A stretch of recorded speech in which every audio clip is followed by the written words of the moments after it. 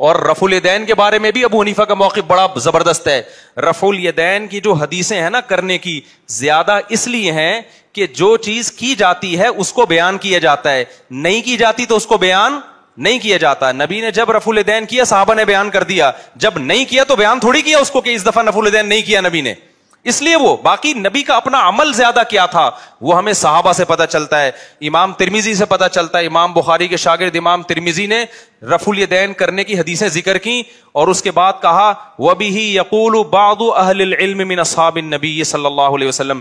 یہی صحابہ میں بعض صحابہ کا مذہب ہے. اور جب رفع الیدین نہ کرنے کی حدیث ذکر کی ہے تو یہ امام بخاری کے شاگرد کیا کہہ رہے ہیں؟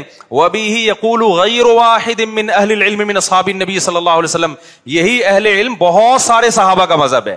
کرنے کی بات آئی تو بعض کا، اور ان بعض کے نام بھی بیان کیے کہ یہ قائل ہیں.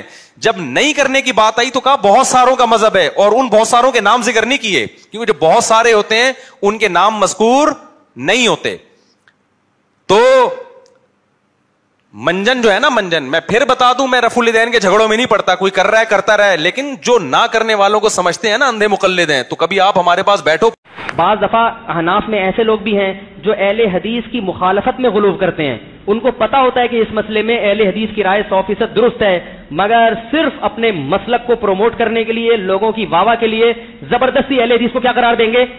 میں ایک مناظرہ دیکھ رہا تھا، اس میں ایک اہل حدیث عالم سے حنفی کا مناظرہ ہو رہا تھا.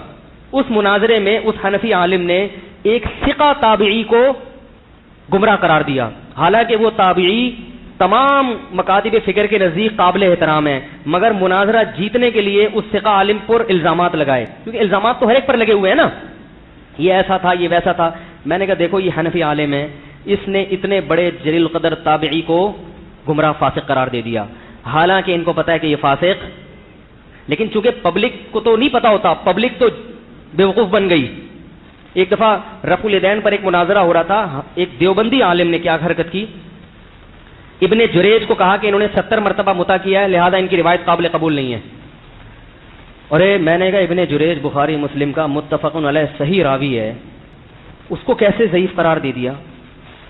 انہوں نے کہا یہ بات تو آپ جانتے ہو، میں جانتا ہوں، پبلک تو نہیں جانتی.